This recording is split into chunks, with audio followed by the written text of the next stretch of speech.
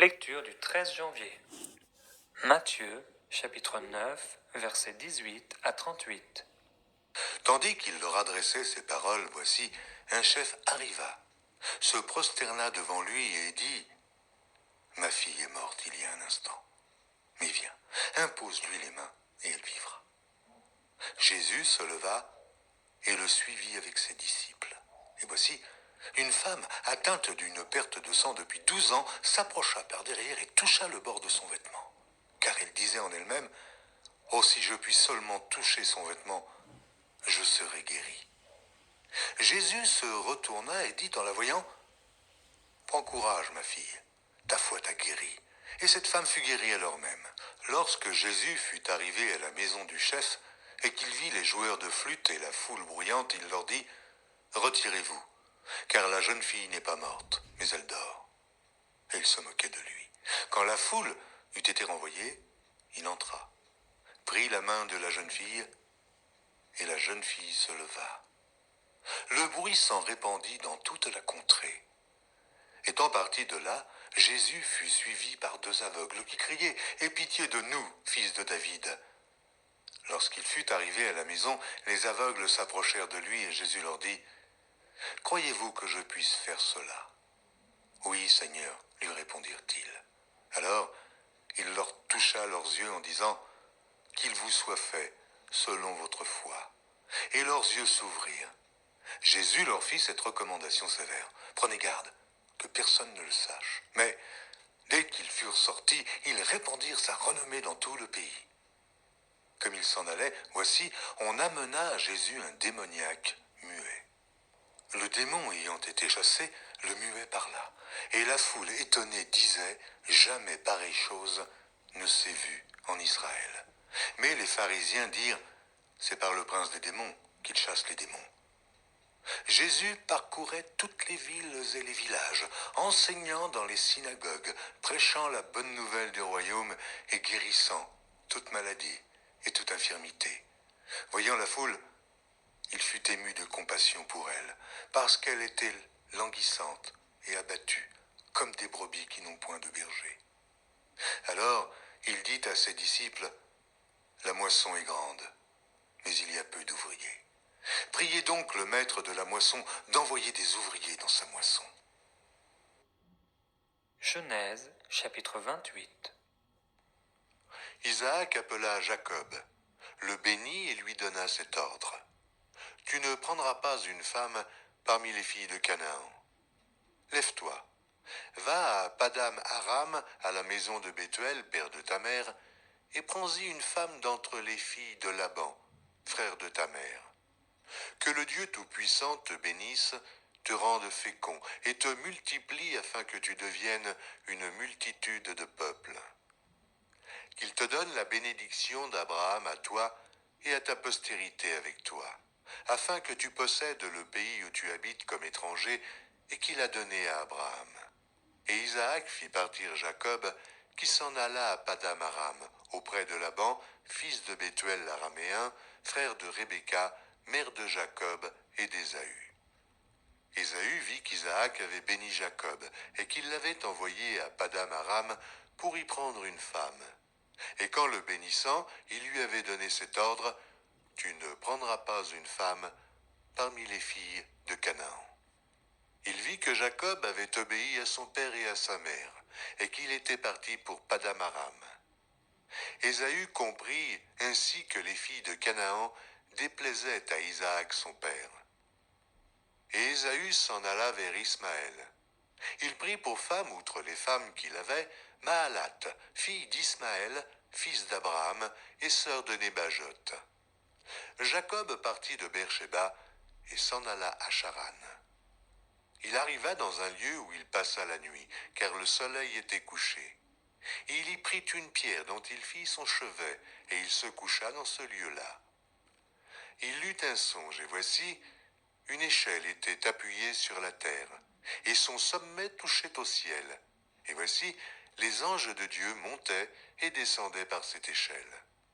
Et voici, l'Éternel se tenait au-dessus d'elle, et il dit, « Je suis l'Éternel, le Dieu d'Abraham, ton père, et le Dieu d'Isaac. » La terre sur laquelle tu es couché, je la donnerai à toi et à ta postérité.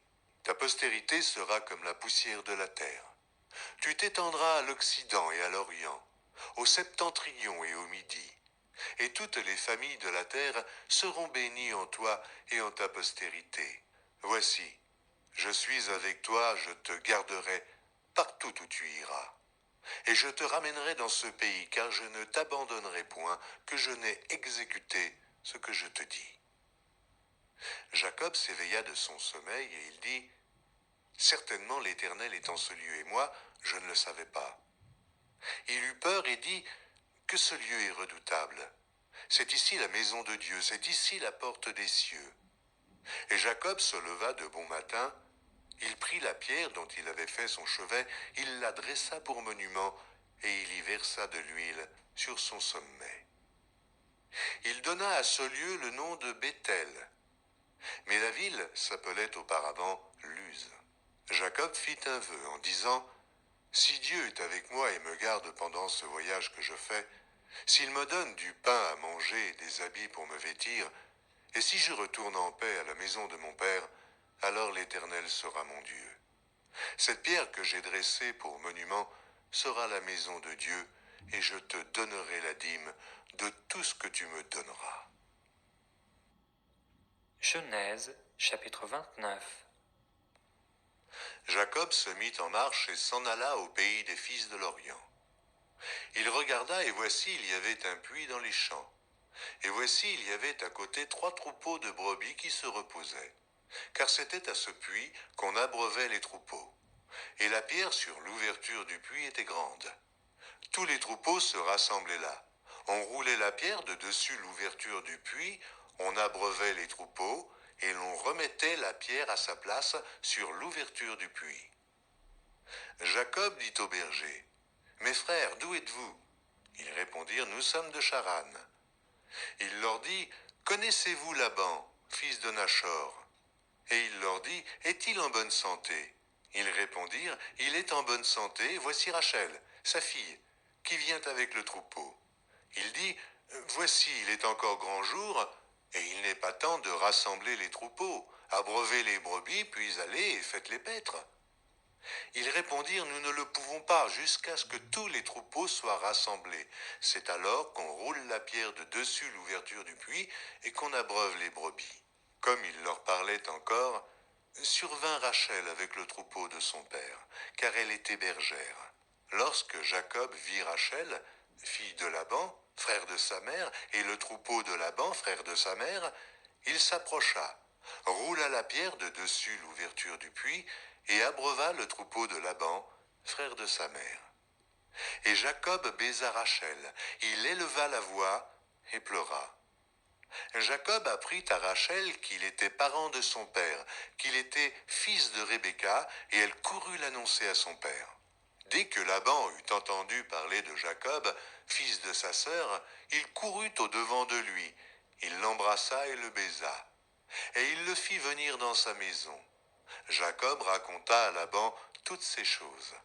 Et Laban lui dit, « Certainement, tu es mon os et ma chair. » Jacob demeura 1 mois chez Laban. Puis Laban dit à Jacob, « Parce que tu es mon parent, me serviras-tu pour rien?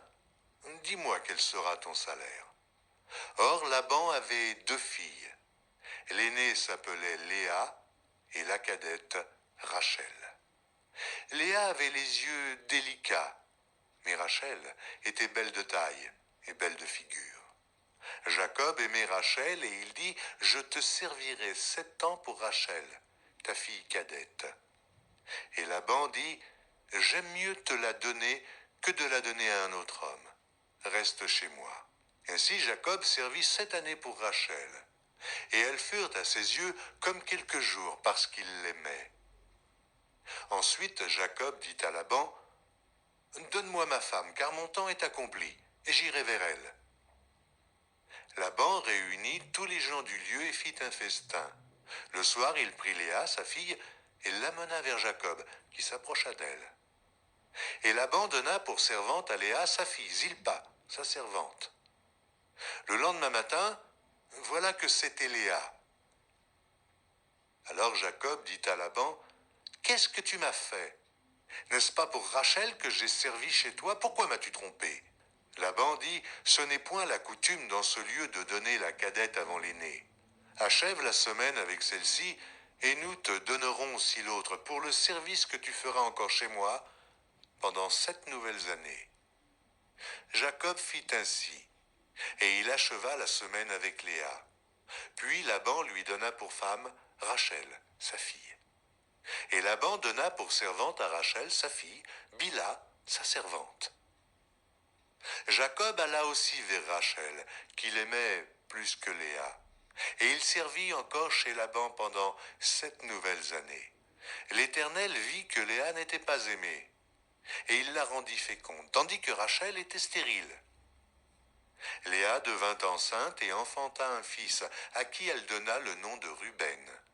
Car elle dit, « L'Éternel a vu mon humiliation, et maintenant mon mari m'aimera. » Elle devint encore enceinte et enfanta un fils, et elle dit, « L'Éternel a entendu que je n'étais pas aimée, et il m'a aussi accordé celui-ci. » Et elle lui donna le nom de Siméon.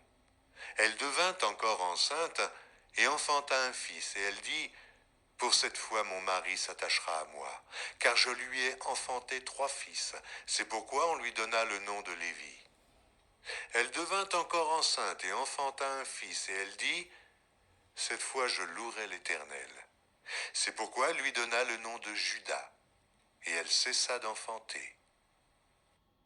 Psaume chapitre 11. Au chef des chantres de David. C'est en l'Éternel que je cherche un refuge. Comment pouvez-vous me dire, fuis dans vos montagnes comme un oiseau? Car voici, les méchants bandent l'arc, ils ajustent leurs flèches sur la corde pour tirer dans l'ombre sur ceux dont le cœur est droit. Quand les fondements sont renversés, le juste, que fera-t-il? L'Éternel est dans son saint temple, l'Éternel a son trône dans les cieux. Ses yeux regardent, ses paupières sondent les fils de l'homme. L'Éternel sonde le juste, il hait le méchant et celui qui se plaît à la violence.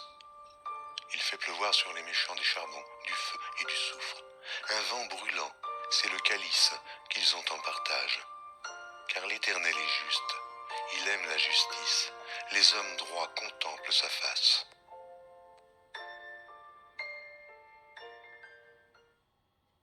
Proverbes chapitre 3, versets 11 et 12.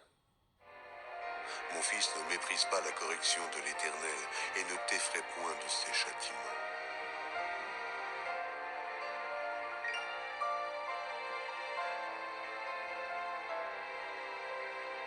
Car l'Éternel châtie celui qu'il aime, comme un père l'enfant qu'il chérit.